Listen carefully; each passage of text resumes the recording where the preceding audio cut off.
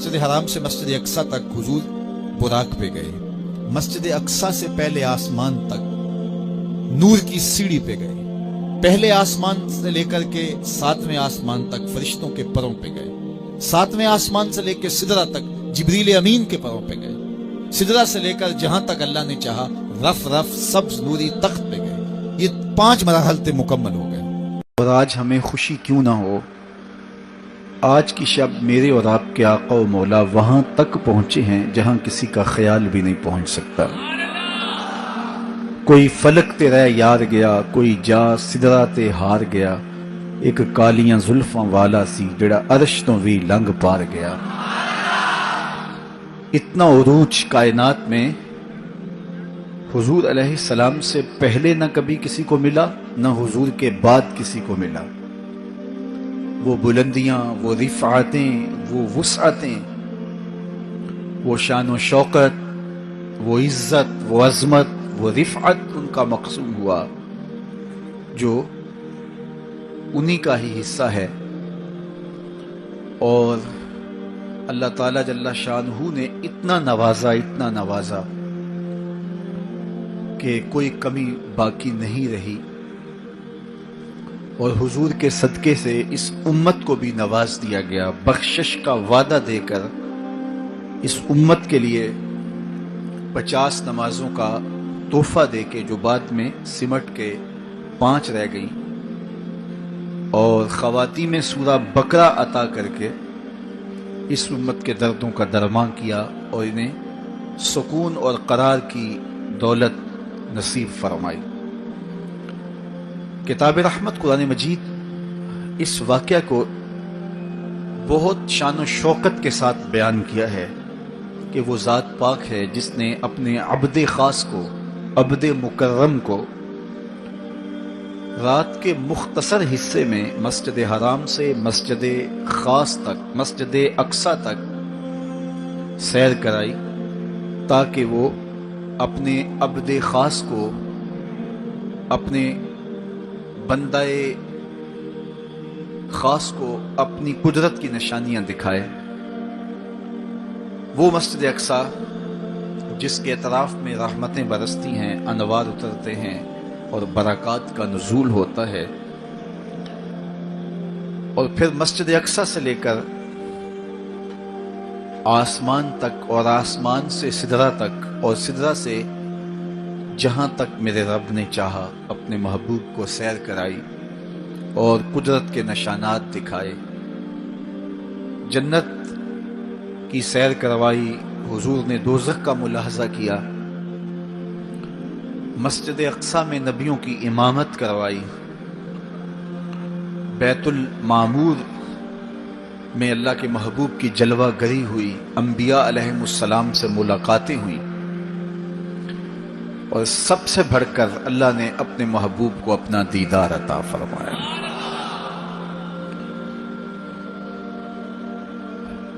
अब इस सुरात के साथ, जिस तेजी के साथ हुजूर अलैहिस्सलाम तशरीफ ले गए कि रात का मुख्तसर हिस्सा था, कलील वक्त में हुजूर गए भी हैं और आए भी हैं।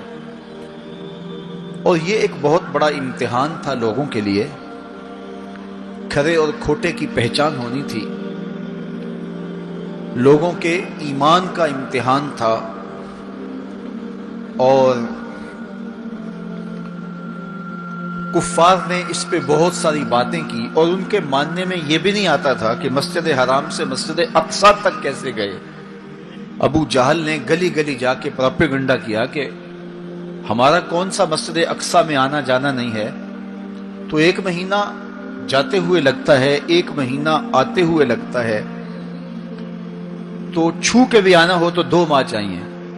और ये रात के मुख्तसर वक्फे में वहां से होकर आने की बात कर रहे हैं, तो ये कैसे हम तस्लीम करें, ये बातें कैसे मान लें। तो वो मस्जिद हराम से लेके मस्जिद अक्सा तक हुजूर अलैहिस्सलाम के जाने और आने को नहीं मानते थे। और मानने वालों ने कहा सरे अर्श भी गए हैं और वापस आए हैं, हम इसे भी मानते हैं। अबू जहल ने गली गली जाके कहा اور اس نے یہ سمجھا کہ یہ میرے ہاتھ ایک چیز آ گئی ہے جس سے میں لوگوں کو حضور سے دور کر سکوں، اور وہ پوچھتا پھرتا تھا بتاؤ یہ بات ماننے میں آتی ہے؟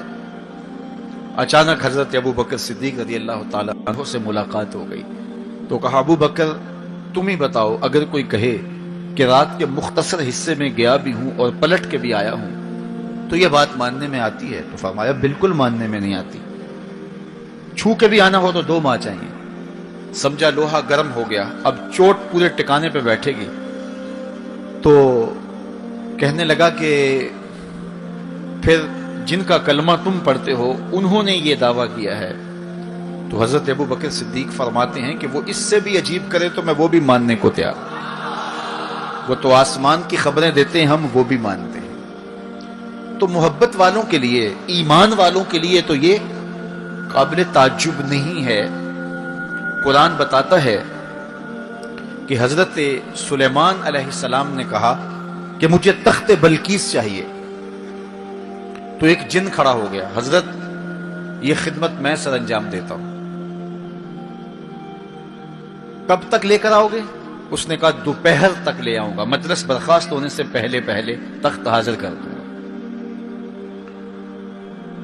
اور وہ کوئی ڈبیا نہیں تھی کہ جیب میں ڈال کے لے آنی ہو، وہ تخت اتنا بڑا تھا کہ 60 ہاتھ چوڑا تھا، 80 ہاتھ لمبا تھا اور کئی ہاتھ موٹا تھا، 7 کوٹڑیوں میں مکفل تھا، پہرے دار کھڑے تھے، 1 مہینے کی مسافت پہ تھا۔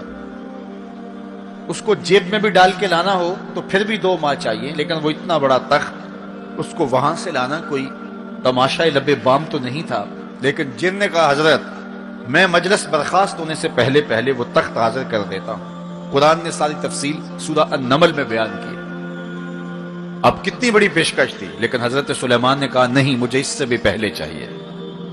پھر وہ اٹھا جس کے سینے میں کتاب اللہ کا علم تھا، قال الذی عندہ علم من الکتاب۔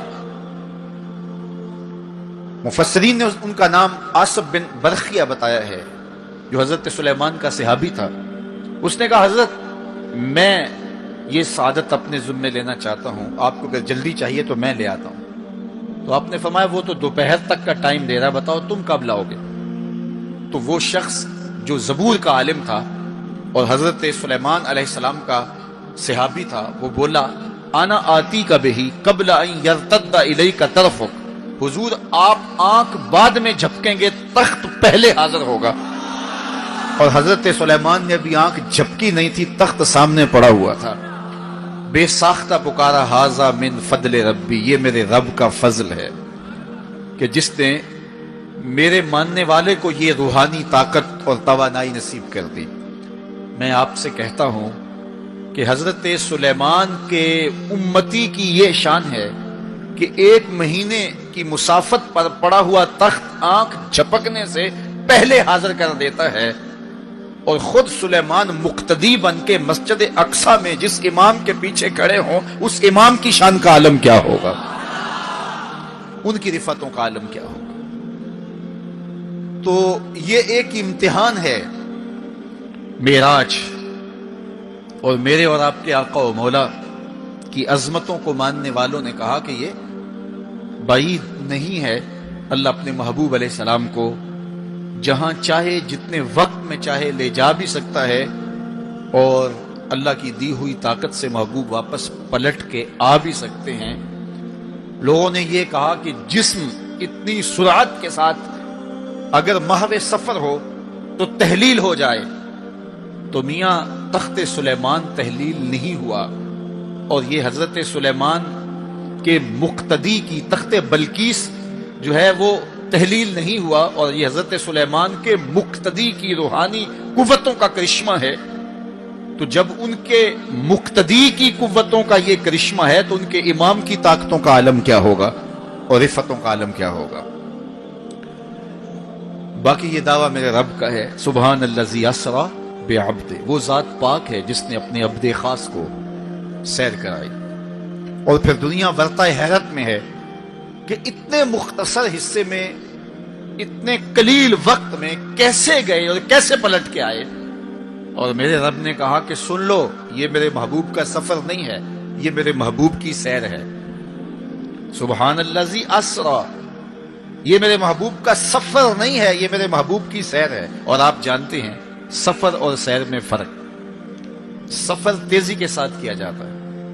میں اب جو فاصلہ طے کر کے آیا ہوں، تو اگر میں سیر کی غرض سے یہاں آتا تو مجھے 2 گھنٹے لگتے، اور اگر میں گاڑی پہ بھی آتا تو پھر بھی مجھے کم از کم پونا گھنٹہ چاہیے تھا، لیکن میں 15-20 منٹ میں یہاں پہنچنے کی کوشش کی ہے، کیونکہ میری نگاہ میں ایک تھا کہ میں نے دیے گئے وقت کے مطابق یہاں پہنچنا ہے۔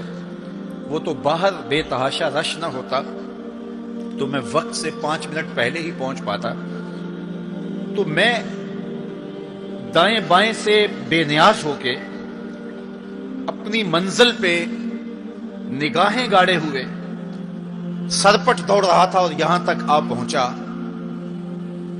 لیکن سیر جو ہوتی ہے اس میں ہر منظر پہ رکا جاتا ہے، ٹھہرا جاتا ہے، کوئی نظارہ ہو تو اس سے لطف اندوز ہوا جاتا ہے۔ اب اتنی سرعت کے ساتھ گئے اور واپس پلٹ کے آئے، میرا رب کہتا ہے یہ میرے محبوب کا سفر نہیں تھا، یہ میرے محبوب کی سیر تھی۔ کیا سمجھو گے میرے محبوب کو؟ جس کی سیر تمہاری سمجھ میں نہیں آتی، اگر وہ سفر کرے تو پھر کیسے سمجھو گے؟ یہ تو ابھی سیر ہے اور تم ورطہ حیرت میں ہو، کیسے گئے، کیسے آئے؟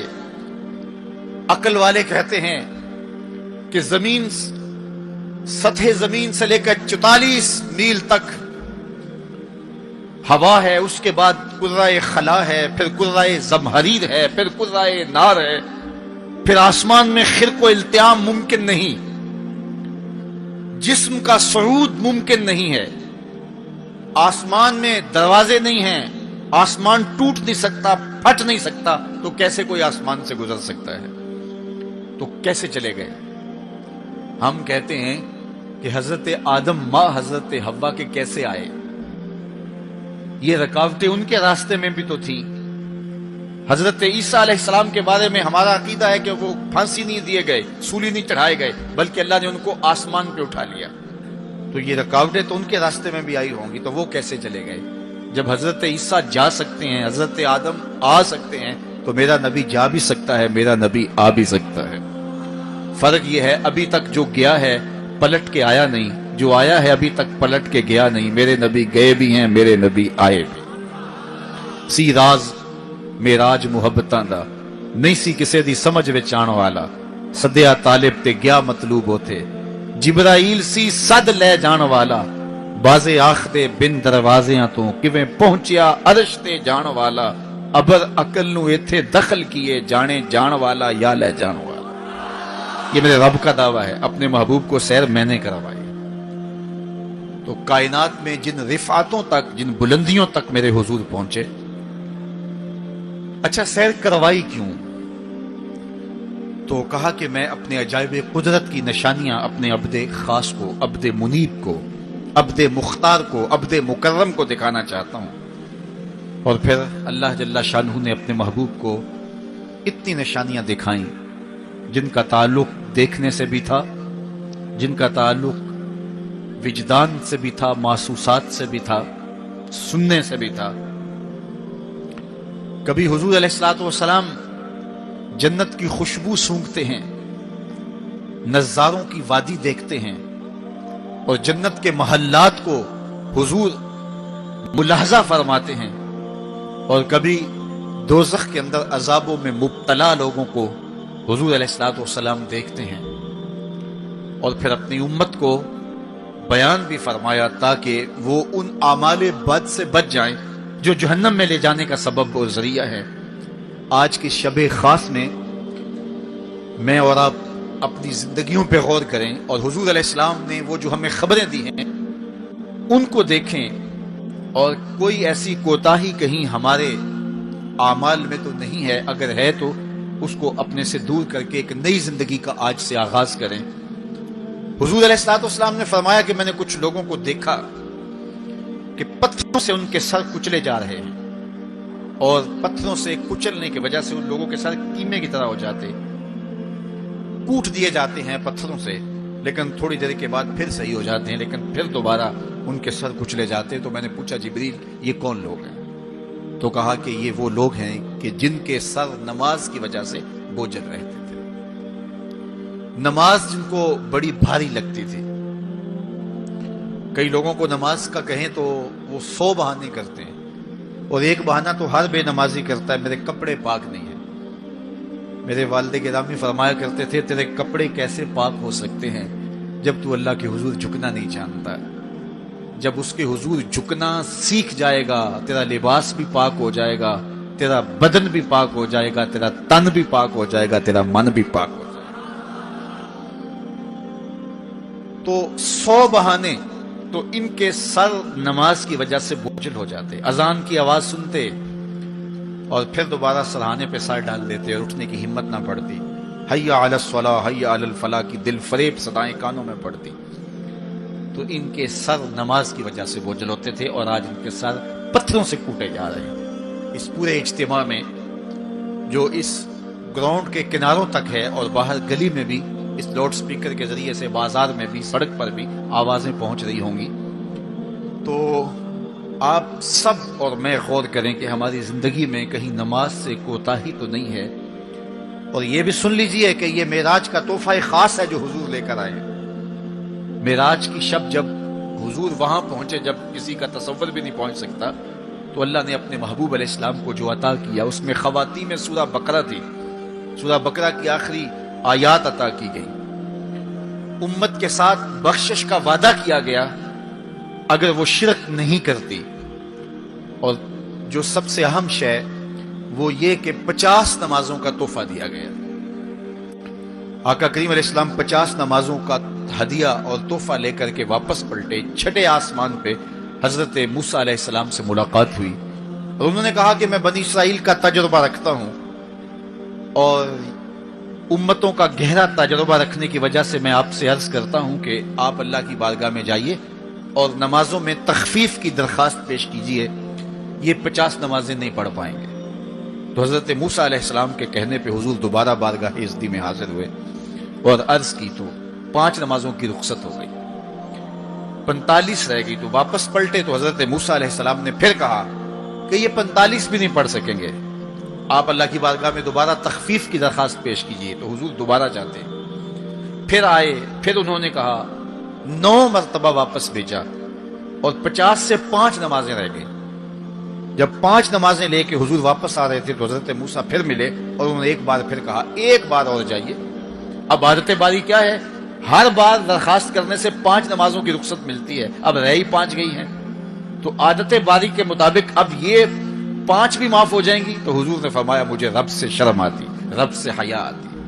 امت سے توقع کی کہ یہ امت اتنی نکمی تو نہیں ہے کہ 5 نمازیں بھی نہ پڑھے۔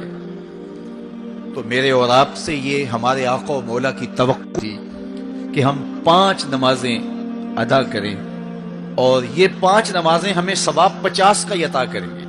لا تبدیل لکلمات اللہ، اللہ کی باتیں تبدیل نہیں ہوتی۔ بظاہر یہاں 9 مرتبہ تبدیلی آئی ہے، لیکن اللہ نے ایک ضابطہ دیا، من جاء بالحسنۃ فلہ عشر امثالھا، جو ایک نیکی کرے 10 کا ثواب دیتا ہوں، پڑھو گے 5 ثواب 50 کا عطا کروں گا، چونکہ اللہ کی باتیں تبدیل نہیں ہوتی۔ تو یہ 5 نمازیں تحفہ معراج ہیں جو حضور لے کر کے آئے ہیں۔ اسی لیے الصلاۃ معراج المومنین کہا گیا کہ معراج اہل ایمان کے لیے، نماز اہل ایمان کے لیے معراج ہے۔ حضور کا معراج تو یہ کہ رخ مالک سے پردے اٹھے اور دیدار الہی کیا، اور وہاں تک پہنچے جہاں کسی کا تصور بھی نہیں پہنچ سکتا۔ لیکن اس امت کے لیے معراج یہ ہے کہ جب وہ پیشانی سجدے میں رکھ کے سبحان ربی الاعلیٰ کہتی ہے، اتنی رحمتیں برستی ہیں کہ اگر لوگوں کو پتا چل جائے کہ ہم جب سجدے میں ہوتے ہیں تو کتنی رحمتیں برستی ہیں، تو وہ سجدے سے سر ہی نہ اٹھائیں، اتنی رحمتوں کا نزول ہوتا ہے۔ اس لیے اس امت کا معراج یہ ہے کہ یہ 5 گانا نماز شعار زندگی بنا لے، کبھی بھی نماز قضا نہ ہونے دے، اپنی زندگی میں نمازوں کو اس طرح شامل کرے کہ نماز کا وقت آئے تو بے چینی ہو کہ نماز کی ادائیگی ہو، اور ایک نماز کے بعد دوسری نماز کا انتظار کرنے لگ جائیں۔ میرے اور آپ کے آقا و مولا نے فرمایا، مجھے تمہاری دنیا سے صرف 3 چیزیں پسند ہیں، حبب الی من دنیاکم ثلاث، تمہاری دنیا سے صرف 3 چیزیں پسند ہیں، خوشبو، پاکیزہ عورتیں اور میری آنکھوں کی ٹھنڈک نماز میں رکھی گئی۔ حضور نماز کو آنکھوں کی ٹھنڈک قرار دیں، اور فرمایا بلال حبشی کو جب اذان کے لیے کہتے تو یہ فرماتے ارحنا یا بلال، بلال اٹھو اور ہمارے سینے کو راحت پہنچا دو۔ تو نماز سے حضور کے قلب کو، حضور کے سینے کو راحت پہنچتی تھی۔ میں اور آپ جتنے لوگ یہاں آئے ہیں اور جس ہجوم کے ساتھ، جس شوق کے ساتھ، جس ولولے کے ساتھ اور جس محبت کے ساتھ آئے ہیں، یقیناً آپ اور میں حضور کو راضی کرنے آئے ہیں، اپنے رب کو راضی کرنے آئے ہیں، آقائے دو عالم کی رضا کے حصول کے لیے ہم آئے ہیں۔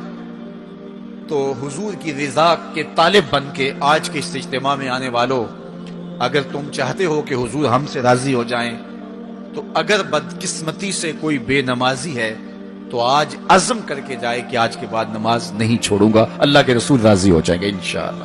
چونکہ حضور نے نماز کو اپنی آنکھوں کی ٹھنڈک قرار دیا ہے، اپنے دل کا قرار نماز کو قرار دیا۔ ارحنا یا بلال، بلال ہمیں راحت پہنچا دو اذان دے کے۔ تو یہ حضور کے لیے راحت کا سبب تھا۔ تو 5 گانا نماز شیار زندگی رکھیں، اور جنہیں نماز نصیب ہے وہ یہ سمجھیں کہ نماز معراج المومنین ہے، تو پھر ہمیں سجدے میں اس کی لذت کیوں نصیب نہیں ہوتی؟ تو وہ اپنے خیالات کو قابو میں کریں، اپنی نماز میں یکسو ہو جائیں۔ بڑے سجدے میں ہوں اور کھڑے دکان پہ ہوں تو پھر سجدہ سرور بخش نہیں ہوگا، پھر قیام لذت آفری نہیں ہوگا۔ تو اپنی نماز کو اس قدر یکسو کر لو کہ جب تم سجدے میں ہو، قیام میں ہو، رکوع میں ہو، تو سجدے، قیام اور رکوع کی لذت تمہیں حاصل ہو رہی ہو، تو پھر معراج کی لذتیں تمہیں نماز میں نصیب ہوں گی اور قرار نصیب ہوگا۔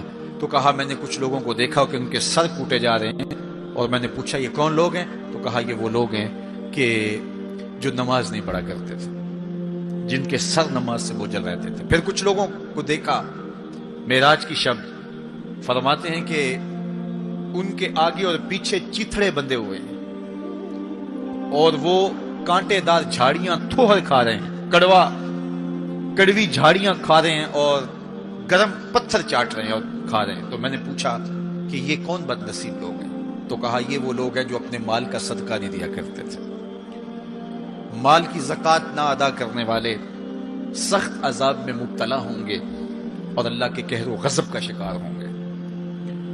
اور پھر فرمایا میں نے ایسے لوگوں کو بھی دیکھا کہ جن کے سامنے انواع و اقسام کے کھانے پڑے ہوئے ہیں، ہنڈیا کے اندر اچھے تازہ اور خوشبودار معقولات موجود ہیں، لیکن وہ ان کو نہیں لے رہے، بلکہ بدبودار سڑا ہوا گوشت کہیں پڑا ہے اور وہ اس کو اٹھا کے کھا رہے ہیں۔ تو مجھے حیرت ہوئی، تو میں نے جبریل سے پوچھا کہ یہ کون بد نصیب لوگ ہیں کہ ان کے سامنے بھنا ہوا تازہ گوشت موجود ہے، خوشبودار گوشت موجود ہے، لیکن یہ اس بدبودار اور متعفن میں ہاتھ مار رہے ہیں۔ تو کہا یہ آپ کی امت کے وہ بد نصیب لوگ ہیں کہ جن کو پاک طاہر اور پاکیزہ بیویاں میسر تھیں، لیکن اس کے باوجود وہ ناپاک عورتوں کے بستروں پہ راتیں بسر کرتے تھے۔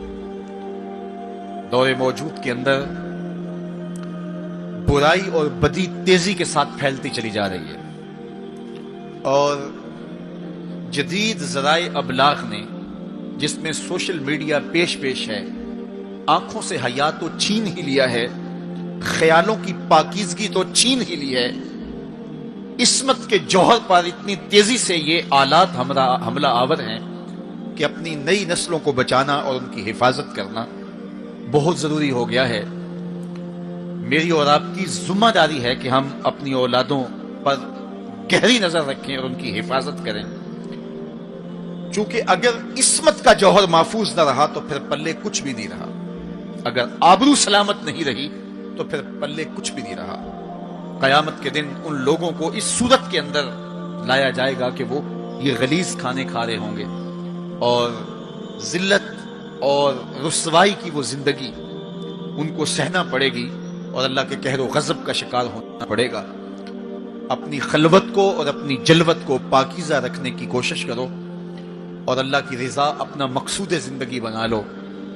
وہ آنکھ جو غیر محرم کو شہوت کی نظر سے دیکھتی ہے، قیامت کے دن جہنم کی آگ سے بھر دی جائے.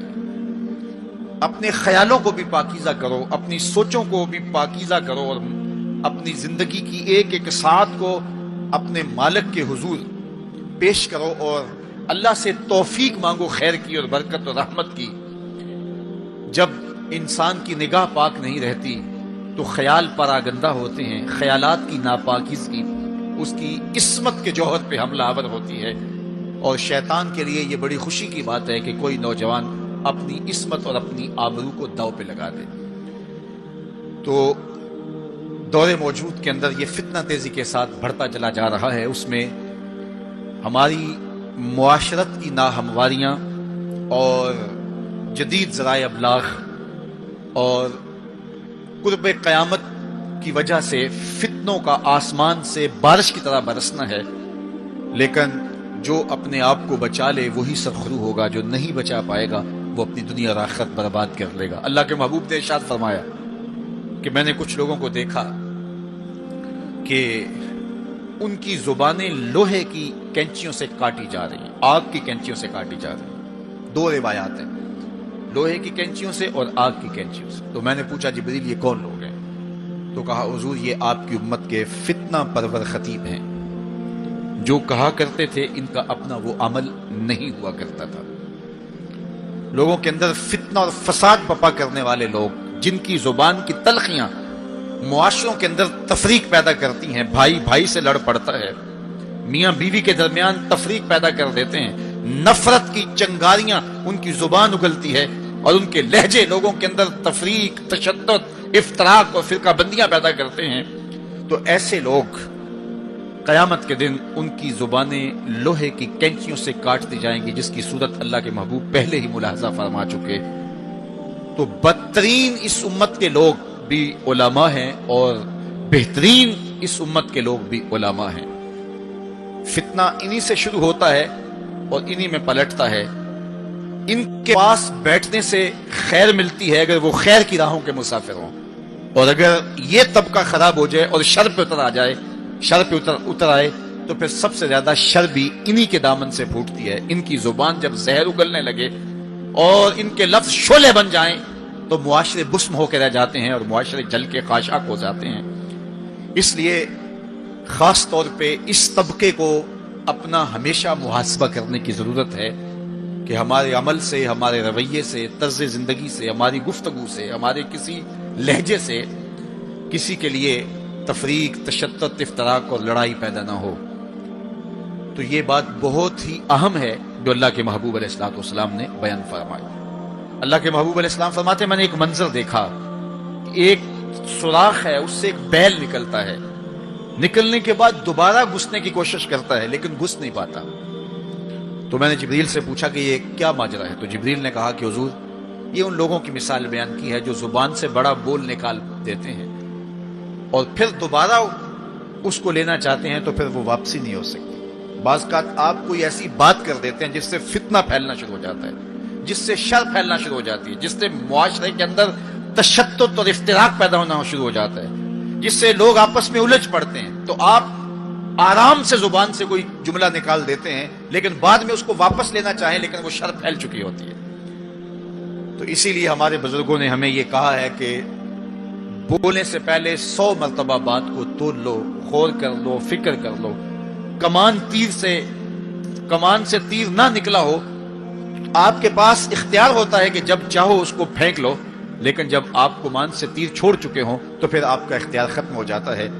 پھر وہ زخمی کرے، کسی کی موت کا سبب بنے، یا وہ تیر ضائع چلا جائے، پھر تمہارا اختیار نہیں ہوتا. تو بولنے سے قبل ضرور سوچو کہ میری زبان سے نکلا ہوا کوئی جملہ اس معاشرے پر کیا اثر پیدا کرے گا.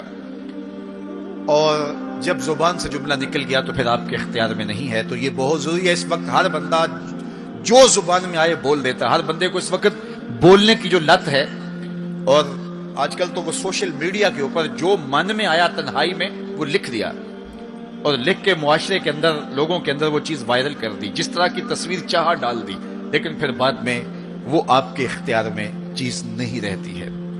بلکہ اب تو اتنے بخصیص اور اتنے نیچ فطرت کے لوگ بھی سوشل میڈیا پہ بیٹھے ہوئے ہیں. کسی زمانے کے اندر جو گندے مزاج کے لوگ ہوتے تھے وہ واش روم کے اندر بیٹھ کر کے چھپ کے اپنے خب سے باطن کا اظہار کرتے تھے اور واش روم کی دیواروں کے اوپر جو ان کے من میں غلاظت ہوتی وہ لکھ دیا کرتے تھے.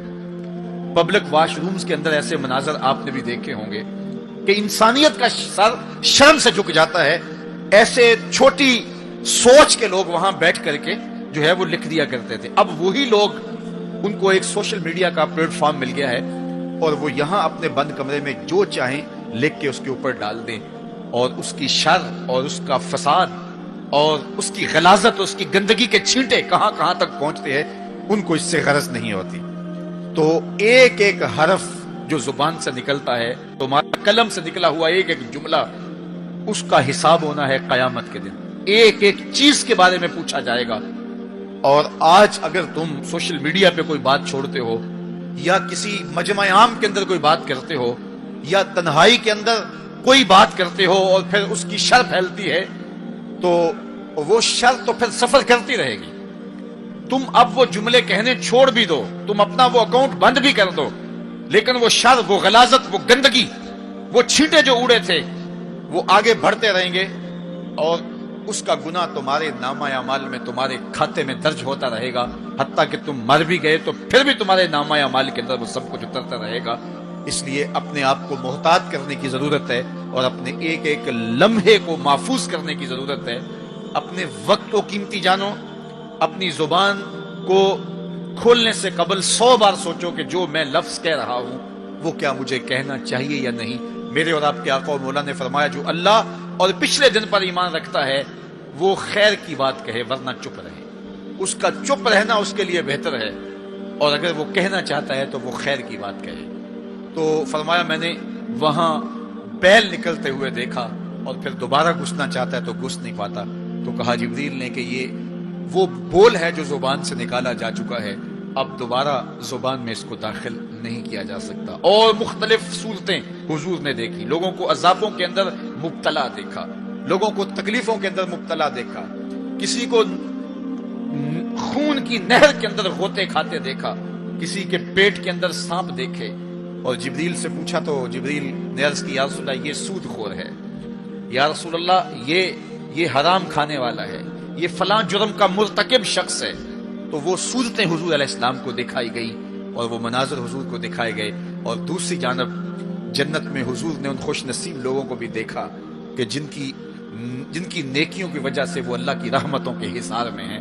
ایک شخص کو دیکھا جو نور عرش میں ڈوبا ہوا ہے اور وہ نور ہی نور میں ہے. اللہ اکبر. تو جبریل سے حضور نے پوچھا یہ کون شخص ہے؟ تو جبریل امین نے اس کی 3 خوبیاں بیان کی. ان میں سے ایک خوبی یہ تھی کہ وہ اپنے والدین کا فرما بردار. حضور علیہ الصلوۃ والسلام نے معراج کی شب بہت نظارے دیکھے، جنت دوزخ کو مشاہدہ کیا. حضور نے انبیاء علیہ السلام سے ملاقاتیں کی. پہلے آسمان پہ حضور علیہ الصلوۃ والسلام نے حضرت آدم علیہ السلام کو دیکھا، دوسرے آسمان پہ دیگر حتیٰ کہ 7ویں آسمان تک مختلف نبیوں کو دیکھا. اور پھر اس کے بعد حضور علیہ الصلوۃ والسلام 7 آسمانوں سے گزرتے ہوئے جب سدرۃ المنتہا پہ پہنچے تو جبریل امین نے کہا کہ حضور اب اس سے آگے میں نہیں جا سکتا. اللہ اکبر. پھر سبز نوری تخت آیا جس پہ حضور جلوہ فراز ہوئے. رف نامی اس تخت پہ حضور بیٹھے. پھر حضور وہاں تک پہنچے جہاں کسی کا خیال بھی نہیں پہنچ سکتا. خرد سے کہہ دو کہ سر جھکا لے، گماں سے گزرے گزرنے والے، یہاں خود پڑے ہیں جہت کو لالے. کوئی کیا بتائے کدھر گئے تھے، سراغ عین و متا کہاں تھا، نشان کیف و الا کہاں تھا. نہ کوئی ساتھی، نہ کوئی راہی، نہ سنگ منزل، نہ مرحلے تھے. کمان امکان کے جھوٹے نکتوں تم اول آخر کے پھیر میں ہو. محیط کی چال سے پوچھو کدھر سے آئے کدھر گئے تھے. کوئی حد ہے ان کے عروج کی، بلغل اولاب کمالے. حضور علیہ الصلوۃ والسلام فرماتے رأیت ربی فی احسن صورہ. اللہ اکبر. سب سے بڑی دولت جو حضور نے ملاحظہ کی، سب سے بڑا نور جو حضور نے دیکھا، سب سے بڑی قدرت کی نشانی جو حضور نے دیکھی وہ یہ تھا کہ حضور نے سر کی آنکھوں سے اپنے رب کا دیدار کیا.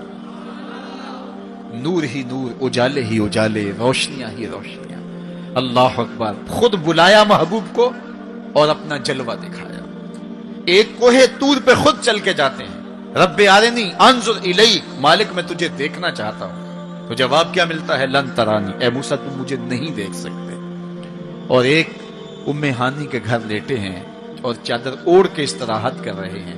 جبریل جا کے حاضر ہو کے عرض گزار ہوتے ہیں, ان اللہ اشتاق الی لقائک یا رسول اللہ, محبوب آپ لیٹے ہو, آپ کا رب آپ کا دیدار کرنا چاہ رہا. تبارک اللہ, شان تیری, تجھی کو زیبا ہے بے نیازی. کہیں پہ وہ جوش لن ترانی, کہیں تقاضے وصال کے تھے. ایک کوہ طور پہ خود چل کے جاتا ہے اور دیدار کی طلب کرتا ہے, مالک میں تجھے دیکھنا چاہتا ہوں. جواب کیا ملتا ہے؟ لن ترانی, اے موسیٰ تم نہیں دیکھ سکتے. پہم اسرار ہوتا ہے بار بار, یا اللہ میں تجھے دیکھنا چاہتا ہوں. علماء نے لکھا جب یہ کہہ دیا گیا تم نہیں دیکھ سکتے تو پھر تقاضا کیوں تھا؟ کہا اس لیے کہ رب کا کلام سنا تھا, اس لیے تڑپ تھی.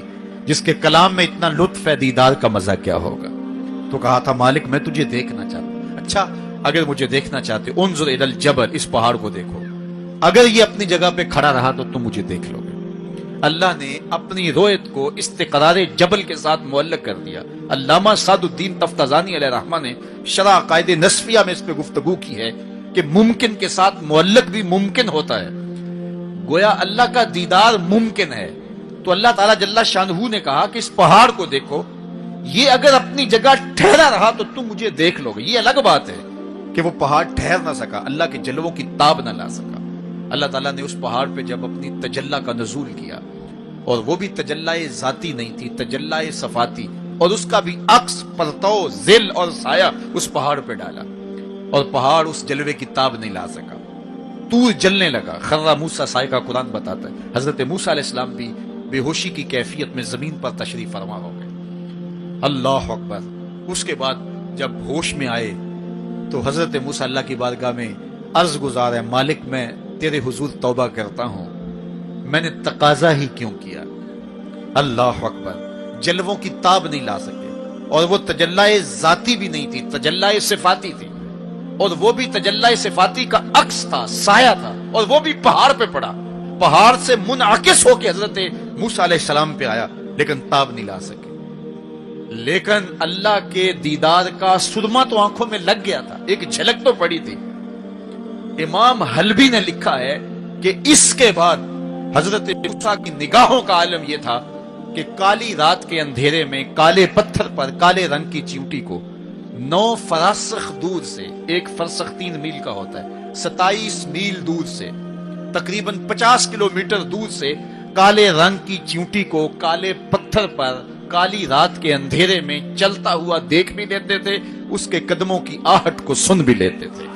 یہ اللہ کا کلام سننے کی وجہ سے کانوں میں یہ سماعت آ گئی, اور اللہ کا دیدار کرنے کی وجہ سے آنکھوں میں یہ توانائی آ گئی کہ 50 کلومیٹر دور کالی رات کے اندھیرے میں, شب دہجور کی ظلمتوں میں, کالے رنگ کی چیونٹی کو چلتا ہوا دیکھتے بھی, اس کے قدموں کی سرسراہٹ کو سنتے بھی. یہ اس کی نظر کا کمال ہے جس نے تجلی صفاتی کا پرتو پہاڑ پہ پڑتے ہوئے دیکھا اور تاب نہ لا سکا, اور جو ذاتی تجلیوں میں گم رہا اور آنکھ بھی نہیں جھپکتا, اس محمد عربی کی نگاہوں کا عالم کیا ہوگا, ان کی نظروں کا عالم کیا ہوگا. اسی لیے فرمایا انی ارا ما لا ترون واسمع ما لا تسمعون, جو میں دیکھتا ہوں وہ تم نہیں دیکھتے, جو میں سنتا ہوں وہ تم نہیں سنتے. تو تجلی صفاتی کا پرتو پڑا ہو تو نظر اتنی تیز ہو جائے, اور تجلی ذاتی کا عکس جس نے دیکھا, تجلی ذاتی کے جلووں میں جو گم رہا ہو, تو اس کی نگاہوں کا عالم کیا ہے. اللہ اکبر. یہاں تو خرّ موسیٰ سائے کا ہے, وہاں کیا ما زاغ البصر وما طغى. آنکھ نہ ہی تو چندھیائی اور نہ حد ادب سے متجاوز ہوئی. کیسی آنکھ ہے, جب جلوائے محبوب دیکھا تو آنکھ چندھیائی بھی نہیں. آپ سورج کو دیکھیں اور وہ دوپہر پر ہو اور جو ہے وہ پورے جلال پر ہو تو آپ کی آنکھیں چندھیا جاتی ہیں, آپ دیکھ نہیں پاتے, آنکھوں میں پانی اتر آتا ہے.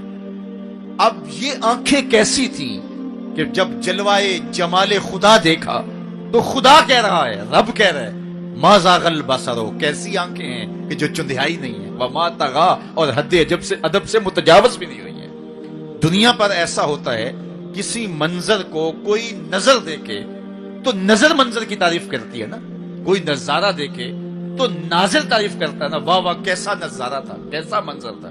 دنیا کے اوپر یہی ہوتا آیا ہے. لوگ جاتے ہیں گلزاروں کو، پہاڑوں کو، کوساروں کو، وادیوں کو دیکھنے کے لیے، تو واپس پلٹتے ہیں تو کہتے ہیں کیا منظر تھا یار، پہاڑوں پہ جمی ہوئی برف، پھوٹتے جھرنے، بہتی ندیاں، کیا منظر تھا، کیا خوبصورت درخت تھے، اور درختوں کے اوپر کیا قدرت کے جمال کے رنگ تھے. اقبال بھی ایک منظر دیکھ کر آئے تو واپس کسی نے پوچھا کیا دیکھا وہاں، تو انہوں نے کہا من خدا را آنجا دیدم بے حجاب، میں نے اس کے جلوے وہاں بے نقاب دیکھے. تو جب کوئی ناظر کسی منظر کو دیکھتا ہے تو ناظر منظر کی تعریف کرتا ہے کہ واہ واہ کیسا منظر تھا، آنکھوں سے ہٹتا ہی نہیں ہے. یہ پہلی مرتبہ دنیا میں ایسا ہوا کہ ناظر نے منظر کو دیکھا تو منظر کہنے لگا واہ کیسی آنکھ ہے جو نہ چدھیاتی ہے نہ حد ادب سے گزرتی. یہ پہلی بار ایسا ہوا. ما زاغ البصر وما طغى. تو محبوب کریم نے، اللہ اکبر، اگر یہ کہا جائے کہ حضور کی روح نے معراج کیا تھا، یہ خواب دیکھی تھی، تو یہ آیت اس کی دلیل ہے کہ جب خواب دیکھی جاتی ہے تو یہ آنکھیں بند ہوتی ہیں. خواب خیال سے دیکھی جاتی ہے، وہ ایک خیال ہے جو پرواز کرتا ہے، اس کا تعلق دماغ سے ہوتا ہے. اور اگر روح کا دیکھنا ہو تو وہ روح بھی آنکھوں سے نہیں دیکھتی، ان آنکھوں سے، اس کی روح کی اپنی آنکھیں ہیں.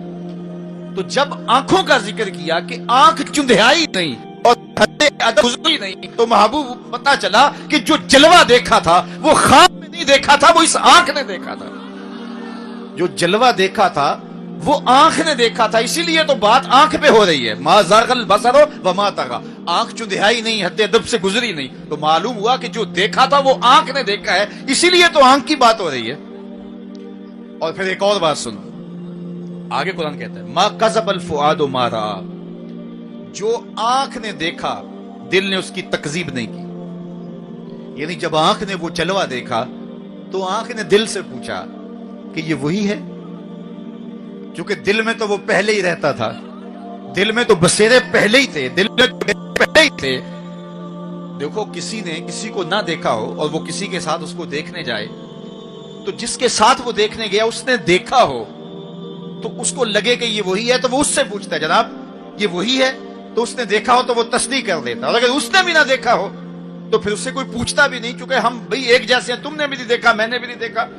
تو جب کسی نے پہلے دیکھا ہوا ہو تو پھر دوسرا اس کو پوچھتا ہے ہاں وہی ہے، اور وہ کہتا ہے ہاں ہاں وہی ہے. اور وہ یہ تب کہہ سکتا ہے کہ اس نے پہلے دیکھا ہو جب جمال الہی کو نگاہ مصطفیٰ نے دیکھا تو نگاہ نے دل سے پوچھا یہ وہی ہے، یہ وہی ہے جو دل میں درد بن کے رہتا ہے، یہ وہی ہے.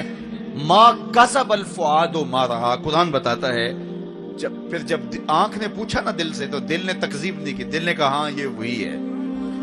اب یہاں ایک جملہ کہتا ہوں اور میری تقریر یہاں اختتام کو بھی پہنچ جائے گی، تو یہ آپ کے لیے کافی کبھی غذا ہوگی اور روح کو سرشار رکھے گی. اور وہ یہ کہ جو دل میں رہتا ہو وہ آنکھوں کے سامنے آئے، اسے تو معراج کہتے ہیں. جو دل میں بستا ہو وہ آنکھوں کے سامنے آ جائے، اسے ہی تو معراج کہتے ہیں. اس لیے دل نے تو پہلے ہی دیکھا تھا، دل میں تو وہ پہلے ہی رہتا تھا. آج شب جو ہے وہ آنکھ نے دیکھا تو آنکھ جو ہے وہ تڑپ کے دل سے پوچھتی ہے وہی ہے. اللہ اکبر. تو پھر آنکھ نے جب پوچھا تو دل نے ما کذب الفؤاد، دل نے تکذیب نہیں کی بلکہ دل نے تصدیق کی. اللہ اکبر. قرآن پوچھئے، قرآن کہتا ہے افتمارونہ علی ما یری. تم بحث کر رہے ہو، لڑ رہے ہو، الجھ رہے ہو آپس میں اس پر کہ جو اس نے دیکھا، تم دیکھنے پہ الجھ رہے ہو. وَلَقَدْ رَآهُ نَزْلَةً أُخْرَى. جو پھر اس نے دو بار دیکھا. تم ایک بار کی بات کر رہے ہو، اس نے دو بار دیکھا. اللہ اکبر. ما کذب الفؤاد ما رأى. آنکھ کیسی ہے، حد ادب سے آگے نہیں گزرتی، چندھیاتی بھی نہیں ہے. بات ساری آنکھ کی ہو رہی ہے تو پھر بات خواب کی کہاں آ گئی؟ آنکھ کی بات ہو رہی ہے، آنکھ ہی دل سے پوچھ رہی ہے تو بار بار آنکھ کی بات ہو رہی ہے. آنکھ نے دیکھا، آنکھ نے دیکھا. اچھا صرف دیکھا ہی کوئی بات نہیں ہوئی؟ اللہ اکبر. صرف دیکھا ہی کوئی بات نہیں ہوئی؟ قرآن سے پوچھتے ہیں، سورہ نجم اٹھاتے ہیں. فَأَوْحَى إِلَىٰ عَبْدِهِ مَا أَوْحَىٰ. کہاں باتیں بھی ہوئی تھی. اللہ اکبر. اب ساری توجہ ادھر ہوگی. کیا بات ہوئی؟ اعلامیہ کیا جاری ہوا؟ یہ مرکزی نقطہ ہے نا. ملاقات ہوئی ہے، اب کان کھڑے ہو گئے. پھر کوئی بات بھی ہوئی، جواب آیا ہاں ہوئی. فَأَوْحَىٰ. ہاں بات ہوئی. فَأَوْحَى إِلَىٰ عَبْدِهِ، اس نے اپنے بندے سے کوئی بات کی. اب سماعتیں رک گئیں، سانسیں بھی رک گئیں. اب سنیں تو صحیح کیا بات ہوئی. اب سنو کیا بات ہوئی. اور اس بات پہ بات ہی ختم ہے. کیا لفظ ہیں اور کیا قرآن کا اسلوب ہے. قرآن تو واقعی اللہ کا کلام ہے. پھر ذرا سنیے ذرا کیا منظر ہے، لطف کیا ہے کہ ملاقات ہوئی. ملاقات کو قرآن بیان کر رہا ہے. آنکھ جھپکی نہیں ہے، بات قرآن بتا رہا ہے. آنکھ نہ جھپکی ہے، نہ حد ادب سے آگے گزری ہے. یہاں ایک اور بات عرض کرنا چاہوں گا، حد ادب سے آگے نہیں گزری، حد ادب سے متجاوز نہیں ہوئی. تو یہ جملہ بتاتا ہے یہ جبریل سے ملاقات کی بات نہیں بتائی جا رہی، یہ رب سے ملاقات کی بات بتائی جا رہی ہے. یہ حد ادب کی جو بات ہے، اس بات کو سمجھیں. پھر کہا، آنکھ نے پوچھا دل سے، دل نے کہا یہ وہی ہے. اللہ اکبر. آگے بڑھے، اب بات بھی کوئی ہوئی. کہا فَأَوْحَى إِلَىٰ عَبْدِهِ، اس نے اپنے بندے سے کوئی بات کی تھی. کوئی وہی کہتے ہیں اشارہ سریہ خفیہ، سرگوشی جسے کہتے ہیں، کسی کے کان میں کوئی بات کرنا. تو کہا پھر اس نے اپنے بندے سے کوئی بات بھی کی. کان کھڑے ہو گئے، سماعتیں رک گئیں، سانسیں رک گئیں. کیا بات ہوئی؟ جواب آیا ما اوہا، تمہیں کیا لگے جو بھی ہوئی. کرنے والے نے کی، سننے والے نے سنی. فاوہا الی عبدہ، اس نے اپنے عبد خاص سے پھر کوئی بات کی. کان رکے، جواب آیا ما اوہا، جو بھی ہوئی. جو بھی ہوئی کرنے والا جانے یا سننے والا جانے. سی راز میراج محبتاں دا نہیں کسے دی سمجھ وچ آن والا. سدیا طالب تے گیا مطلوب ہوتے، جبرائیل سی صد لے جان والا. بازے آخدے بن دروازیاں تو کمیں پہنچیا عرش تے جان والا. ابر عقل نو ایتھے دخل کیے، جانے جان والا یا لے جان والا. تو کہا جو بھی بات ہوئی وہ ہوئی ضرور. اللہ اکبر. لیکن اتنا سمجھ لو، جو بھی بات ہوئی اس میں گناہگاروں کی بخشش کا پیکج ضرور تھا. اس میں گناہگاروں کی بخشش کی کہانی ضرور ہے. یہ بات اچھی طرح سمجھ لو. اس لیے تم خوشیاں منا رہے ہو، اس لیے تمہارے چہرے کھلے ہیں معراج کی شب، کہ آج کی شب رب سے محبوب نے جو بات کی ہے اس میں گناہگاروں کی نجات کی ضمانت اپنے رب سے لی ہے. اللہ اکبر. تو وہ شان عطا کی، وہ رفعت نصیب ہوئی، وہ بلندیاں نصیب ہوئی جو کسی اور کا مقصود نہیں ہے. ایک شب کا محفل معراج کیا، ساری زندگی ان کے نام پر درود پڑھتے رہیں، ان کے دین کے لیے اپنے آپ کو وقف کر دیں اور ایک ایک سانس ان کے نام کر دیں. حق کے شکر پھر بھی ادا نہ ہو، اس لیے کہ ہماری بخشش کی ضمانت اسی دہلیز سے ہوئی، اسی چوکھٹ سے ہوئی. یہ سارے اجالے، یہ ساری روشنیاں کائنات کے اندر جو آپ کو دکھائی دیتی ہیں،